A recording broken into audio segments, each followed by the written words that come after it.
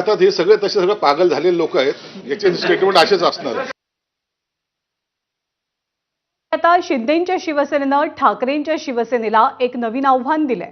मुंबईत ठाकरेंच्या शिवसेनेचे एकूण 65 नगरसेवक निवडून आलेले आहेत आणि हे 65 नगरसेवक आगामी काळात तुमच्या सोबत राहतात का हे बघा, असं खुलं चॅलेंज खासदार नरेश म्हस्केंकडनं दिलं जात आहे.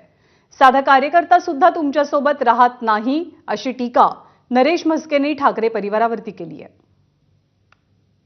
कशा करता लोक राहतील? ते खासदार आमच्याकडे येतील, नाही येतील, येणार आहेत, नाही येणार, मला माहिती नाही. अहो पण साधा कार्यकर्ता सुद्धा तुमच्या सोबत राहिलेला नाहीये. 65 नगरसेवक मुंबई महापालिकेत आले म्हणून सांगताय. किती राहत आहेत तुमच्याकडे बघा भविष्य काळात.